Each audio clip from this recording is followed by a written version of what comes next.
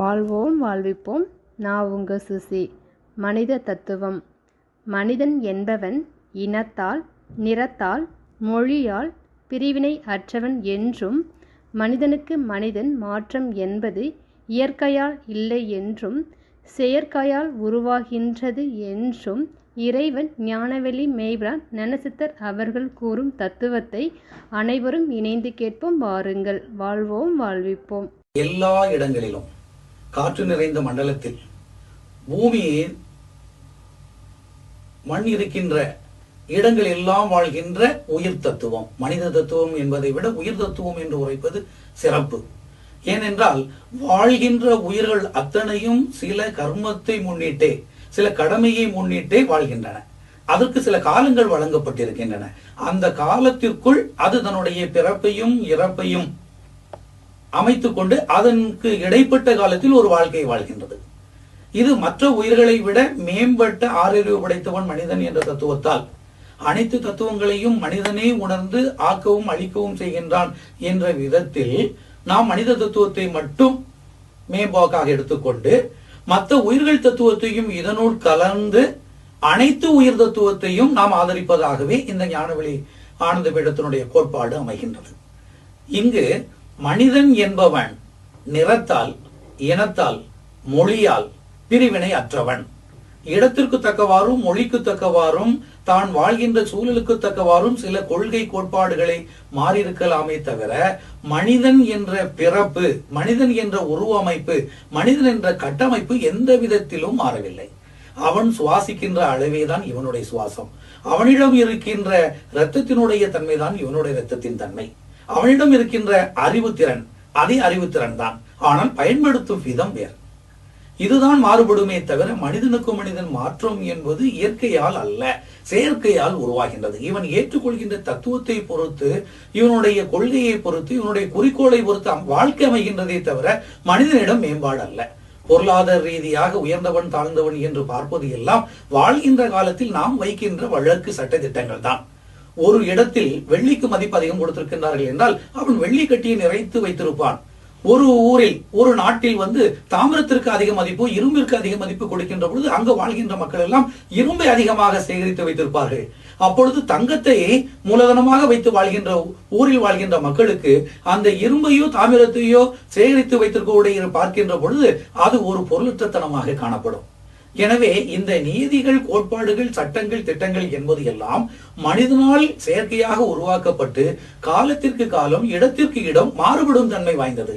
நாம் அதை விட்டு விடுவோம். நாம் இயற்கையை உகந்த ஒரு வாழ்க்கையை, பிறந்த பிறப்பில் நாம் அடைய வேண்டிய தத்துவத்தை, தன்மையை, உயர்வை, பலனை பற்றி மட்டும் பேச முனைப்படுவோம். எனவே இங்கு இந்த ஞானவெளி ஆனந்த பீடத்தில் மனிதர்கள் அனைவரும் ஒன்று. அது ஆண் பெண் என்ற பிரிவிற்கே இங்கு இடமில்லை. ஆணும் பெண்ணும் ஒன்றுதான். உடல் ரீதியாக சில மாறுதல்கள் இருக்கலாம், ஆனால் அவருடைய அறிவிற்கும் மனதிற்கும் செயல்திறனுக்கும் இங்கு வேறுபாடுகள் அல்ல.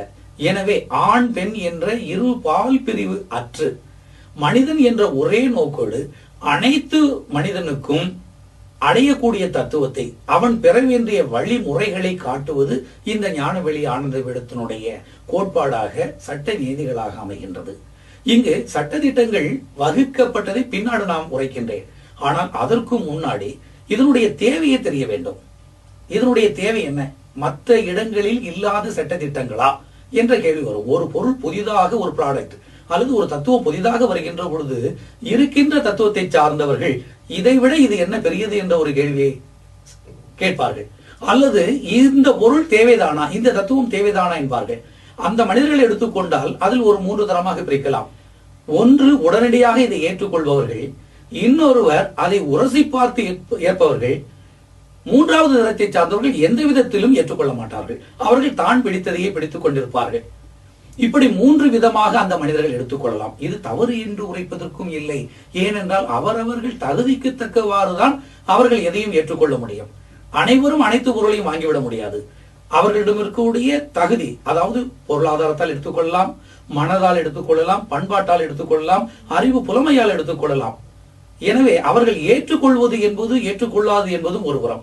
ஏற்றுக்கொள்ளாததால் இது தாழ்ந்ததும் அல்ல, ஏற்றுக்கொண்டதால் இது உயர்ந்ததும் அல்ல. எது தேவைப்படுகிறதோ, தேவையின் பொழுது எது பலன் கொடுக்கிறதோ அதுதான் சிறந்தது. எந்த தத்துவம் உங்களுக்கு பயன்பட்டால், உங்கள் தேவையை பூர்த்தி செய்தால் அது உங்களுக்கு உகந்த தத்துவமாகி விடுகிறது.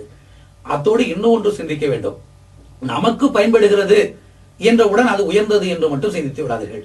உங்களுக்கும் பயன்படுகின்ற பொழுது அது மற்றவர்களையும் எந்த விதத்திலும் உதாசீனமோ சிக்கலோ இன்னல்களோ கொடுக்காமல் மற்றவர்களுக்கும் உகந்ததாக இருந்தால் அது மிக அதீதமான தேவையான ஒன்று. எனவே நமக்கு பயன்படுகின்ற பொழுது மற்றவர்களுக்கும் அது பயன்பட வேண்டும். எந்த விதத்திலும் மற்றவர்களை அது இன்னல்படுத்தக்கூடாது, துன்புறுத்தக்கூடாது என்ற நியதியில் பார்க்கின்ற பொழுது மனிதனை எடுத்துக்கொண்டால் மனிதனுடைய வாழ்க்கை இரண்டு தன்மையில் அமைகின்றது. ஒன்று மனத்தை சார்ந்த வாழ்க்கை, இன்னும் ஒன்று அறிவை சார்ந்த வாழ்க்கை. மனத்தை சார்ந்த வாழ்க்கை என்பது இந்த உலகத்தில் வாழ்கின்ற பொழுது தேவையான ஒன்று. ஏனென்றால் மனம்தான் ஒரு மனிதனுடைய வாழ்க்கையை பாதையை அழைத்து செல்கின்றது. அதில் கிடைக்கின்ற வெற்றி தோல்வி என்பதற்கு மனம் பொறுப்பல்ல என்றாலும் அந்த வாழ்க்கையை நிர்ணயிக்கின்றது. அந்த வாழ்க்கையினுடைய அறிமுகத்தை கொடுக்கின்றது. வாழ்க்கைக்கு வேண்டிய ஆசைகளை உற்பத்தி பண்ணி கொடுக்கின்றது. எனவே மனம் என்பது தேவையான ஒன்று. நிறைய பேர்கள் சொல்வார்கள் மனம் இறக்க வேண்டும், மனமற்ற நிலைக்கு செல்ல வேண்டும் என்று. நிச்சயமாக மனமற்ற நிலைக்கு செல்வது என்பது இயலாத ஒன்று. மனம் ஒன்றிய நிலைக்கு செல்ல வேண்டும். மனமானது அறிவோடு ஒன்ற வேண்டும். மனம் இறந்த நிலை என்பது கிடையாது. எப்பொழுது மனம் இறக்கிறதோ அப்பொழுது உங்களுடைய செயல்பாடுகள் அத்தனையும் முடங்கி விடுகின்றது. எனவே மனம் வேண்டும், இந்த மனத்தோடு அறிவும் வேண்டும்.